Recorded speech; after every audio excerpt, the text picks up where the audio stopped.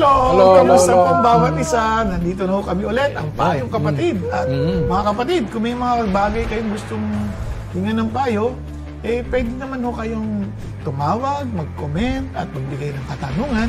Ngayon, ito naman po, hindi naman po ibig sabihin na yung payo namin na yan ay absolute, na yan ang dapat yung susundin. No? Sa totoo lang, ito ay added factors lamang na you might consider sa inyong decision making. Amen. Kasi at the end of the day, kayo pa rin po ang magde-decide. And I hope that you will follow the advice that really comes from God. Ngayon kami naman po, kung makakatulong, then we will also give you some of our somehow naintindihan namin from the scripture na makakatulong po sa ating pong lakarin, sa ating desire to follow God's will. Kaya po, kung ito po yung first time ninyo, mag-subscribe po ulit kayo sa Payong Kapatid at i-link nyo rin po yung notification button para po kayo po ay mapaalalahanan kapag may mga bago pong mga episodes na atin pong i-upload. Naku, mga kuya, baka pwede niyo akong tulungan Sige, lagi naman Joke lang. Kasi po medyo kakaiba ho yung tatanungin ko sa inyo ngayon. Kakaiba na hindi kakaiba kasi nangyayari ho talaga sa bawat pamilya dito sa buong mundo na nga. Kakaiba na hindi kakaiba. Kakaiba talaga. Ano ba yun? Pero kuya, masakit sa ulo. Pero hindi ako papatumpik-tumpik pa kasi mga kuya, ito po kasi yung iba't ibang hamon sa larangan ng kultura. Wow. Mabigat yan. Diba? Oo nga. Saan ba ako magsisimula mga kuya? Mga kuya, please. Ano po ba yung In the beninging. In the beninging. Ayan na. Doon ka magsimula. So, una kuya, ano po ba itong mga hamon na ito? Kasi iba-iba nga ho siya. At the same time, how is it relevant sa ating Christian life? Ayan. Wow. Okay ba yan, mga kuya? Napaka-importante niyan. Alam mo, mabigat yan kasi ang kultura ay isang bagay na, related ito lagi sa ating, sa ating pananampalataya, sa ating pagsamba. Naalala ko lamang po, isa sa mga articles, nagsabi ganito, ang culture is basically from the word kultus. Ang kultus meaning worship. Meaning worship. Kaya ano ang kultura? It refers fundamentally, sabi sa answeringgenesis.org, sabi rito, it refers fundamentally to the public expression of our worship. It is religion externalized. Culture is what human beings do with God's creation and how they apply their beliefs. So, importante yung culture na yan. Kumbaga, kung ano yung pinaniniwalaan mo, ganito yung ina-apply mo. That creates the culture. Okay, kaya nga, kung naalala nyo, recently, diniscuss natin sa CCF yung biblical culture na focusing on CCF core values. No? Kasi ito yung paniniwala natin, so ito yung ating pinapahalaga. This is how we practice it. Di ba? Ganon din to. Katulad ng sa panahon natin ngayon, since they reject most of the, ngayon, lalo na sa Western culture, no? They reject the belief in the one true God. Na ngayon ay sinasabi lang wala ng absolute truth. Na siyang ang hirap paniwalaan kasi they are not even absolutely sure about it.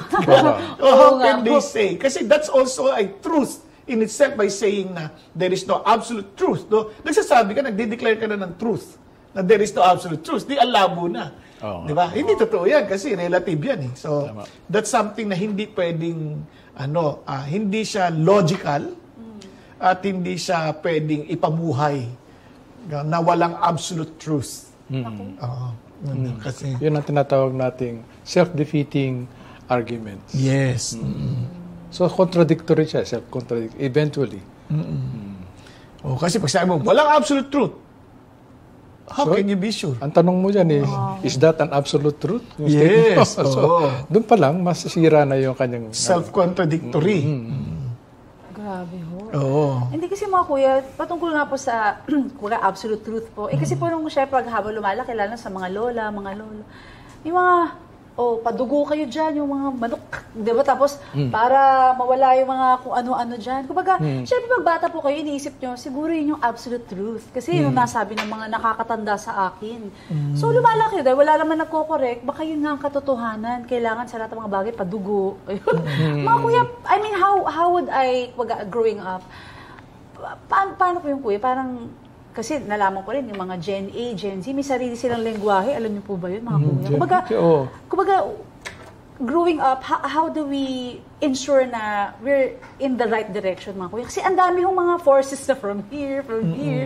Mga kuya, paano kaya yun? Actually, totoo yan. Challenge yan sa mga pamilya. Challenge yan sa mga magulang. Challenge yan sa mga nakakatatanda. Hirap-hirap. Kaya si Kuya Erwin na lang. Kuya Erwin. Great kasi ba, kuya, yung padugo, parang siguro it also, parang kahanay siya ng mga, di ba sa Pilipino may, hindi ko alam kung bordering sa witchcraft ng mga kuya. Di ba minsan parang tradisyon, no? Parang ganun. Pero ganyan, yung mga tradisyon, yung mga ganyang na-practice na napasa-pasa, always, lagi yan. Kumbaga, salain mo mula sa katotohanan ng salita ng Diyos. Kaya ako, naniniwala ako talaga may absolute truth. Kasi nga, yun ang pinaka-logical. May naglikha sa atin eh. If you deny the reality that we are created beings, i-deny natin na there is a God who created us. Diba? Pag dininay mo yan, ibig sabihin, wala na rin boundaries. Kasi walang magsiset ng rules eh. Kumbaga, ikaw naglikha niyan, ikaw nagset ng rules niyan. Para alam mo paano ipabuhay yung buhay na yan na nilikha mo. Di ba? Parang refrigerator. Pag ginawa yan, may manual ng manufacturing yan. Napapansin mo, merong ways na paano gagamitin at paano hindi gamitin. Sasabihin sa'yo, may boundaries yun. Para ma-enjoy mo yung gamit. Ganun ang nangyayari sa buhay ng tao ngayon. Kaya mapapansin mo, the more we try to deny the reality of God, lalong gumugulo naman ang ating sitwasyon. Di ba? Nagiging, quote-unquote, wild. Wild na po. Wild. West. East, West. Oo nga. Grabe ko, yung nangyayari sa US, halimbawa lang na pwede kang magnakaw up to less than $1,000. Hindi ka pwedeng ihuhulihin at kukulong. Narinig ko nga yan. Kung less, sabi natin, $999 ang ninanakaw mo every day. Convert that to Philippine peso, let's say, mga 56,000 every day. Ay, hindi na ako magtatrabaho.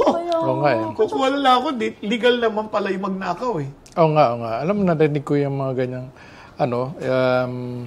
balita. Parang, iniisip ko, anong klaseng lawmaker ang gumawa ng ganitong klaseng batas? No, parang walang saysay eh. No, tsaka anti-everybody yan, anti-everything eh. Kasi binawasak niya yung society. Lipunan. Una, ini-encourage niya yung kasamaan. Pangalawa, sinasabi niya na hindi ka kailangang magtrabaho, kailangan mo lang magnakaw. Ito, mapaalad tayo. Hindi pa nangyayari sa atin. Opo. Pero hindi malayo na minsan mga mambabatas natin, hindi ko naman sa iniinsulto sila, no? Minsan, marami tayong mga batas na minsan nagagaya lang natin sa batas ng iba eh. Lalo na ang lakas ng impluwensya sa atin ng Western civilization, no? Parang nakikigaya tayo na wala pa tayo doon. For example lang, bakit tayo mahirap? No? Ang Singapore, election nila, may standard eh. Na talagang, if you want to lead the country, at least you have the merits, no, to lead. Sa atin, kahit hindi ka nakapag-aral, pwede kang tumakbo. Kahit convicted criminal ka na, pwede ka ulit tumakbo. Kahit na alam na nila. Kaya yung pamilya, parang sobrang haba, parang pwede ka pa rin tumakbo. Parang na-build na yung gano'n na parang, depende sa dami ng boto. Hindi naman masama yun. Kung educated din yung mga voters. Hindi ko dinidiscriminate yung hindi nakapag-aral. Kaya ang nangyayari, dahil yung mga tao natin walang para access to education, walang access to proper lalong pababa ng pababa yung ating kalalagayan, So kahit na wala tayong kino-quote na parang obvious feudalism, meron tayong feudalism na nangyayari kasi nga yung mga leaders, sila lang yung nakakapagpaaral ng kalang mga anak. Minsan kahit nga hindi pa nagkapag-aral dahil may posisyon na, tinutuloy-tuloy lang. Pagka hindi tumakbo si nanay, si tatay, si nanay naman. Kapag si nanay, si anak naman. Yung anak naman, kahit walang kaalam-alam sa mundo, di ba? Na-expose lang dahil nandun naman si tatay. Parang mini-maintain nila yung kanilang kaharian. So tuloy, ano nangyari sa atin? Kaya tuloy, gagaya na lang iba, gagaya-gaya, ilalaban dito, kasi kala natin, kaya rin natin. Patawarin tayo ng Diyos. Dala siguro ng kawalan din natin ng pagmamahal sa bayan. Na parang lagi nating iniisip yung sarili nating kapakanan. Kaya hindi malayo, katulad sa West ngayon, nakakalungkot, meron ng mga tinatawag na no-fault divorce. Siyempre nagsimula muna yan sa issue ng divorce, which is valid naman yung dahilan na parang bakit ka namang hindi madi-divorce? Ginugulpi ka na talaga ng asawa mo o kaya talagang niloloko ka na. So, maaring valid naman yung reason nila. Pero eventually, habang tumatagal yung panahon, bababa na yung standard niyan. Katulad sa California ngayon, ang tawag na no-fault divorce. Di ba? Tapos nakasanayan na, katulad nung nag-testify nung isang linggo, sabing gano'n, na normal lang na yung lalaki na may kabit, na may anak sa labas. Di ba? Parang nakita niya sa tatay niya, nakita niya sa tito niya, nakita niya sa mga kamag-anak. So dapat, siguro ako din, ganun din. Pagiging manly is to serve someone na may asawa ka, and at the same time, may anak ka sa labas. So normal siya.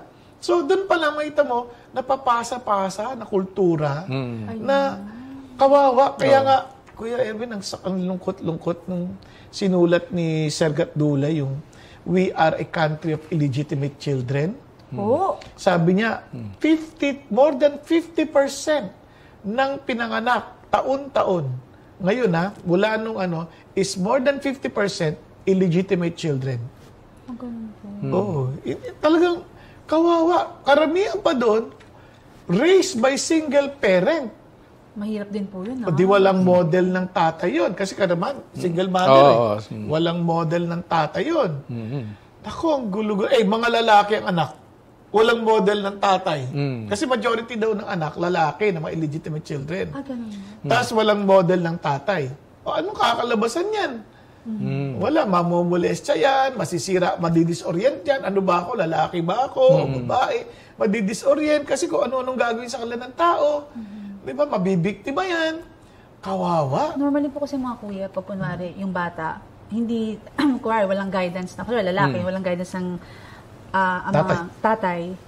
Pag kunwari, may nag-advance, hindi niya alam, okay lang ba to? Kasi nakakatanda, siguro okay lang to. Yes. Kawawa yung mga bata kasi hindi nila alam Kumbaga, hindi sila nag-guide. Kaya, ayun po. So, kasi ang kultura natin, basta nakakatanda, oo ka lang ng oo. Yun ang nakakalungkot. Sabi nga lang, ginawa ng matanda para sa bata, tama. Ito, masakit naman. Meron namang magsusulsol, labanan mo naman lahat ng sinasabi ng matatanda. So, huwag ka magpapaniwala. Kahit sa Amerika, natatawag ka ng 911, karapatan mo yan. So, bisan, di rin nila naintindihan yung 911, bakit natatawag. Para pinagalitan ka lang dahil didisiplinahin ka, gagamitin naman yung batas. Kasi ngayon, Kuya Erwin, Tosca, ang ating panahon ay parang somehow pinapaltan na ng Estado, dahan-dahan. Ito sa Western pa lang Hindi pa dumarating sa atin, pero malapit na. Naku, huwag na. Na dumarating yung panahon na yung Estado na nagko-control sa mga anak, hindi na yung pamilya, hindi na yung magulang. The state controls the children. Parang, sinulat niya nung araw pa yan Alam ko, si Big Brother yan ang nagko-control ng ng mga tao. Hirap, no? So, as a Christian, paano ka gagalaw? Ayan, yan ang tanong. Napakaraming factors na nakakalito, na nanlilito sa atin. Andyan na yung bagong kultura. Andyan na yung tradition ng mga matatanda. So, andyan pa yung mga pamahiin. Ayun ang pamahiin. Iba pa yun eh. Iba yung pamahiin, iba yung superstition, iba yung tradition. So, wala, Tapos nag-aalala meron ng... pang new generation rebellion against those who are ahead. Ibig sabihin nun, they don't want the principles, they don't want the superstitions kasi nga, information age. Ang daming information, di ba? Google, ChatGPT, tanong ka lang, bibigyan ka ng mga information, wala namang feelings yung mga yon, pero wala silang pakialam, basta ibibigay ko sa information, bahala ka. Pero kung wala kang ability to discern ano yung mabuti sa masama, yari ka. Talagang ikatanggapin mo lang whatever feels good. Opo. Di ba? Ay yun na nga ang standard. Whatever, parang ano yung feeling mong mabuti, yun yung tama. If it feels good, do it. Yun ang motto. Kuya, may tanong po ko. Kasi, Sige, di ba, sige. nabanggit niyo po yung pamahiin. Pag sumunod po ba ako sa pamahiin, nagkakasala po ba ako sa Diyos? Kasi pamahiin nga ako, kasi nakagisnan ko na nga. Kasi pamahiin lang naman, pero kung sumunod naman ako, wala naman mo. Nagkakasala mo ako sa Diyos. Alam mo, isa sa mga argument na hindi ko matanggap-tanggap pag sinasabi sa akin yung wala naman mawawala sa'yo. Ano, pinag-isipan ko nung matagal yun, yung wala na mawawala sa akin. Hindi, may mawawala sa akin. Una, I will be wasting my time pag ginawa ko. Nawala yung time. Nawala ko yung time ko. Tapos, malilito lang ako, yung mawawala yung aking sense of right and wrong, mga ganun. Marami. Kaya hindi ko matanggap-tanggap yung sasabihin sa akin, wala namang mawawala sa'yo. Ganun din yan sa pamahiin, sa superstition. May mawawala sa'yo pag paulit-ulit mong ginagawa yan, up to a certain time, may iisipin mo na siguro may katotohanan dito, no? Yes. So, Tsaka siguro depende rin sa pamahiin. Ganun ho? Kunyari, yung bawal maglabas ng pera sa gabi, pag may maniningil sa'yo, talagang tama tayo. Agree ako doon. Malas daw maglabas ng pera. Di, swerte yun sa babayaran mo. Pero malas sa magbabayad. Magbabayad, oo. Kaya yung mga naniningil, check-in na lang hinihingi. Kidding aside, yun nga, alam mo, when you attribute power to something or to a practice, ginagawa mong Diyos yun eh. Hala! Oo. So, ginagawa niyo pong Diyos yung pamahiin. O kasi in-attribute mo ng power ang Diyos lang ang may power, the absolute power. Hindi naman yung practice. Naalala ko yung tatalon ka, pag nyari sa New Year, para tatangkad ka sa midnight. Kasi nag-attribute ka ng power sa pagtalon. Correct. Na sa midnight na tatangkad ka. Hindi ka naman tatangkad eh. Yung iba, kunwari siya, hindi, wala ka, tuwa lang, talagang Tuwa lang, opo. Pero sa totoo lang, deep within you, baka sakali, Baka totoo, bakit hindi? Di ba? Tapos yung... So you're attributing power. You're not really trusting God. Imbis ay pag-pray mo, Lord, tumangkad ako, doon na lang tatalo na lang. Hindi, tsaka hindi. Pwede mo naman tanongin, Lord, ano man yung design mo sa akin, allow me to live according to that design. Kung hindi ako kailangan malaki o matangkad, bakit hindi? Parang, Lord of the Rings. Sino ba nagtanggal sa nagtanggol sa buong mundo based on that story? Yung Hobbit na. Hobbits, maliliit. Maliliit. May role ang dwarves. May role ang mga, yung kaila Legolas, anong sawag sa kanila? Elves. Elves, di ba? May role sila. May role din ang mga humans, like the ordinary ones. Si Aragorn. Sila Aragorn. At mga wizards. In that story. So what I'm trying to say, ang di ko makalimutan doon, it was the hobbits na ang liliit na tao ang nagligtas sa kanila.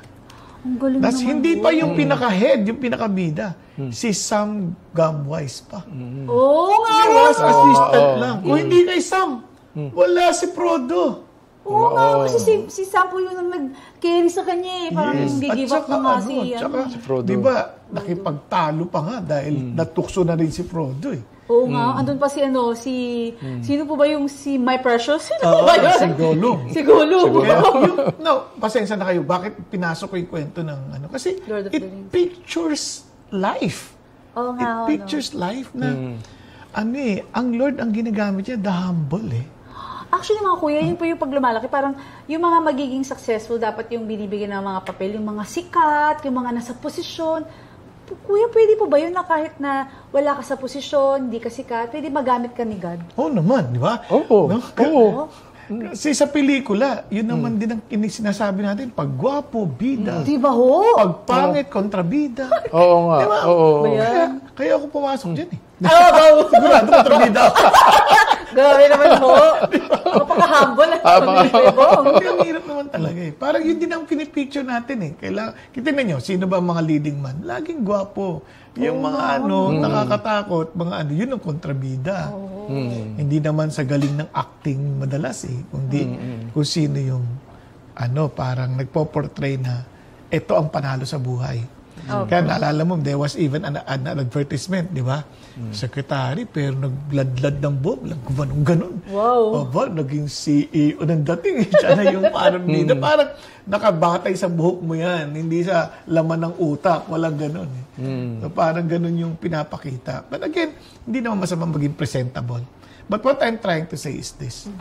You must go back to the standard of the scripture when it comes to our kumbaga culture. Correct. Napaka-importante nun. Kaya siguro ang unang challenge if we want to make sure na yung ating mga anak tumatayo sa katotohanan, again, pag-aralan natin ang katotohanan. Opo, naalala ko nga kuya kasi 'di ba yung napag-usapan niyo po yung sa laws, 'di ba may mga batas na nagagawa apparently parang like sa West na parang medyo questionable nga po. Hindi po kaya maaari na kaya nagagawa yung mga ganung laws just to please people? Maaari po ba? Na parang to please a certain group or para masabi na there's freedom of speech? Definitely. Kasi may lobbying dyan. May particular group na may certain laws na gustong ipasa. Totoo yan. Nangyayari yan. Ang problema, ang Christian na lang mismo, especially the parents, hindi naman la seryosong alamin yung katotohanan and teach them to their children. Kasi hindi nga lang sila sa puso eh.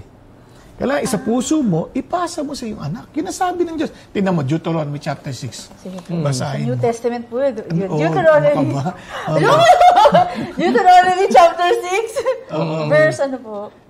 Verse 1 to 1 na lang. Simulan sa 1 okay. para maganda. Deuteronomy chapter 6 verse 1. Now this is the commandment, the statutes and the judgments which the Lord your God has commanded me to teach you, that you might do them in the land where you are going over to possess it. Tuloy mo pa. So that? Okay, verse 2. So that you and your son and your grandson might fear the Lord your God, to keep all His statutes and His commandments, which I command you, all the days of your life, and that your days may be prolonged. Ayun, ang parang ganda. kultura nga, parang. Diba? So sabi niya, para matakot anak, pati apo, sa Panginoon Diyos. Na ano yung para takutin lang? Hindi.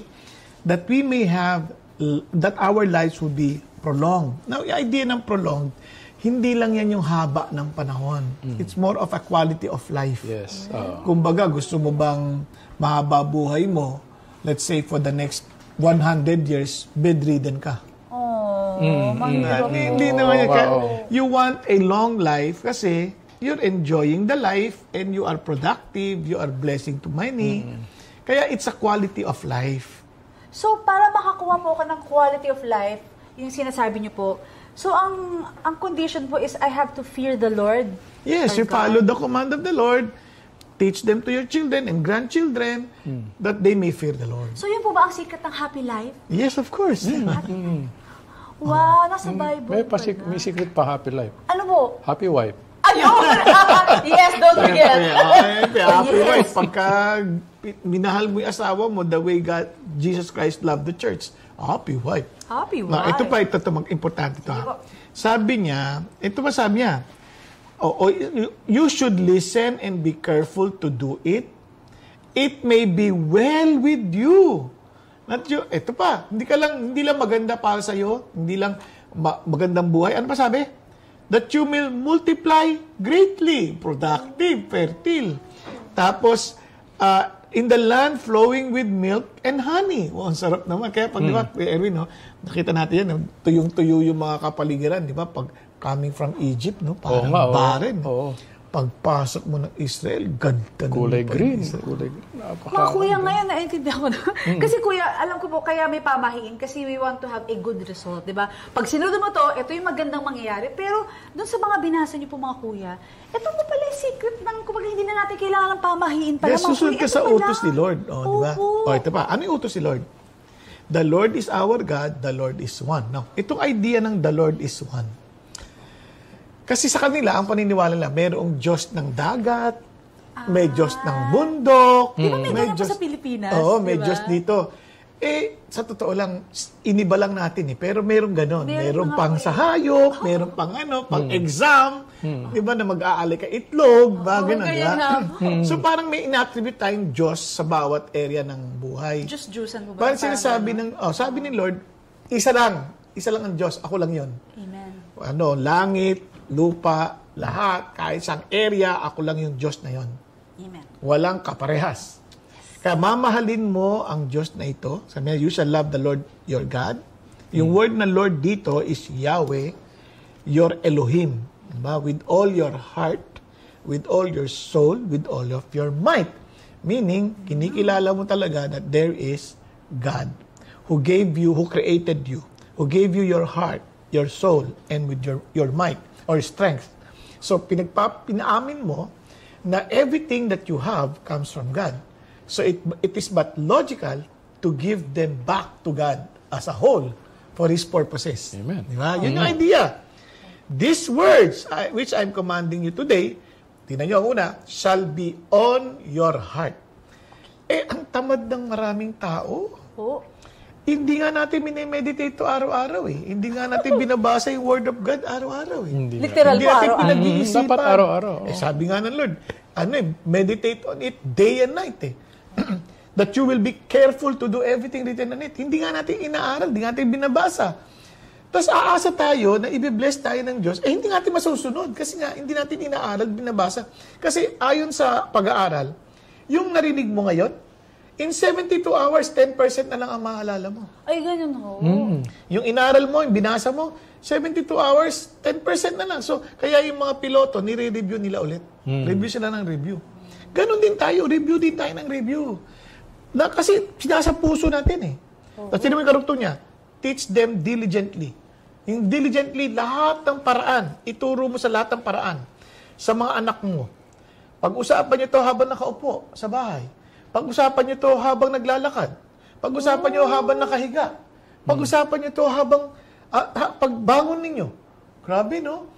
Talagang in every area of your lives, talagang sinasabi sa Lord, pinapakita mo sa anak mo, sinasabi mo sa anak mo, na mahal mo si God. Napaka-intentional po pala dapat ng mga magulang. Oh.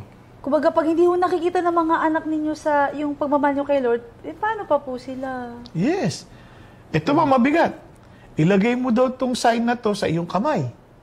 Ilagay mo to sa iyong Noo. Literal po ba yan? Kuya, sorry. Ilagay mo to sa iyong doorpost. Ilagay mo sa... Ano sinasabi dito? Maging ang community, makikita nila how much you love God. Di ba? Parang nakikita sa noo mo, nakikita sa kamay mo. Siyempre, ngayon sa panahon natin, hindi naman literal yan. Ay, naisip ko na mga literal. Nakalagay kang ganyan, inupakan mo ng kapitbahay. Hindi ko po. Di ba? Minumura mo. Oh. Nakalagay pa. Ayan. Nakalagay pa sa doorpost. So, I love Jesus. Tapos, biglang tinatapon mo yung basurahan mo sa kapitbahay, sa kalye. Di ba? Hindi yun. Hindi ganun. Kasi, in your heart. Opo. So, ano po ba ang magandang kultura natin moving forward? Ayun. Ito po ba yun? Yun ang Yeah, sasabihin. no. Whatever Kuya, the Bible says. Words Oh. of encouragement ba tayo? So, mga kuya, okay lang kasi... alam Sige, niyo- tutuloy natin to kasi bitin eh. Oo nga Bitin ho! eh. So, Kuya Edwin, talagang tama yung sasabi mo na, di, aralin natin to lagi. Oh. Talaga seryoso tayo sa Diyos. Oh, kaya may nalilito tayo dahil sa marami tayong maraming uma-attack o sumasalungat sa mga gusto nating pag-isipan. Dahil binitiwan na natin yung katotohanan, we have abandoned truth. Bakit ko nasabi yan? Kasi hindi na natin binabasa yung Biblia. Yan lang naman ang standard of truth. Kung gusto natin maging maayos ang buhay natin, yun ang pangako ng Biblia. Read and follow the Bible. Obey the Bible.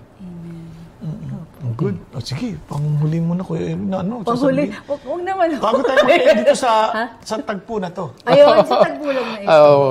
Alam nyo, pagbasa ng Biblia, gusto nyo basahin yung buong Biblia, ano lang yan, mga 4 chapters a day. 15 minutes a day. In 1 year, tapos nyo yung buong Biblia. Wow. Yan ang ginagawa.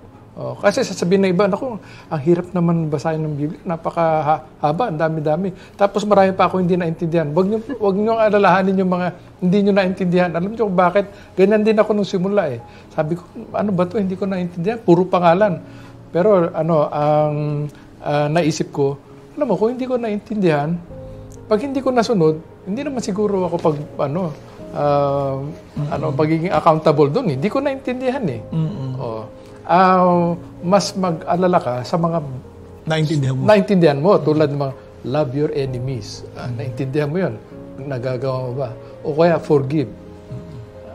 Yun. Doon lang sa 2 commands na yun.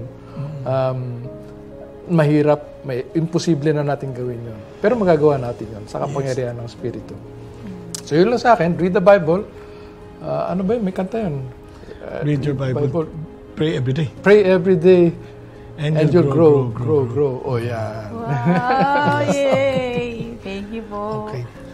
Alam nyo, nakakahamon po sa ating pong mga magulang, sa mga nakakatanda, yung pong paano natin tutulungan ng mga nakababata at mga susunod na henerasyon na tumayo sa nararapat at hindi sa mga kasinungalingang ating natatanggap mula sa ibang tao at sa mga kulturang ating kinabubuhayan.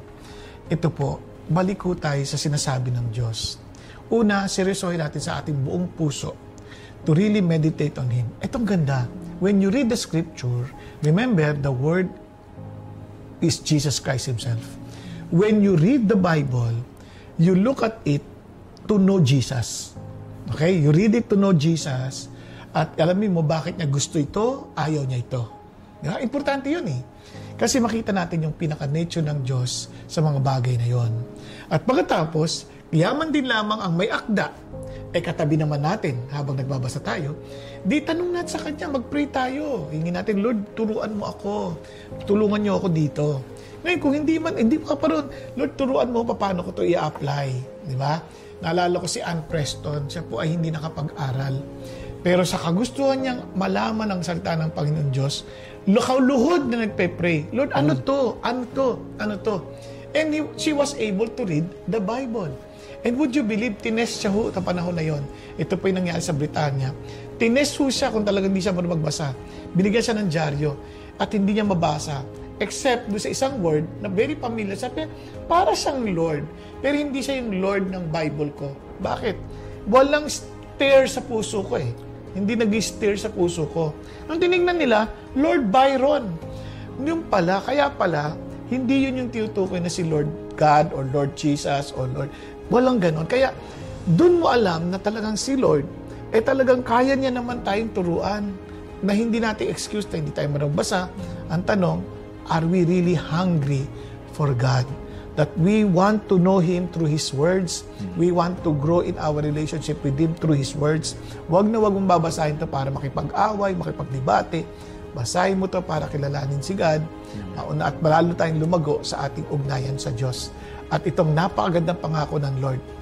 This book of the law shall not depart out of your mouth, but you shall meditate in it day and night. That you will be, look at the words, careful to do everything written in it. Then, your way will become prosperous and you will have good success. Sino bang ayaw ng prosperity at success? Gusto ko yan. Di ba? Understand God's word. Follow Him. Na kahit may pera ka't wala, you are prosperous. Amen!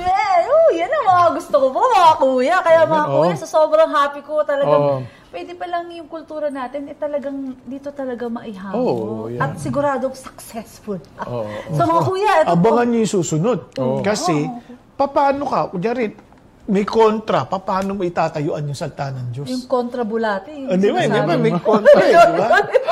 May kontra-kultura eh. Yung kontra-kultura, mas magandang pakinggan yung mga kuya. Kasi combat 3 naman siya. Combat 3. Sorry po. So mga kuya, ito na po tagline niyo, Oh, sige, please. sige. Kaya kahit naman buulan, Umaraw. O, bumagyo. kung kailangan niyo po ng payong, dito po ang mga Payong kapatid. Kamali-mali na rin.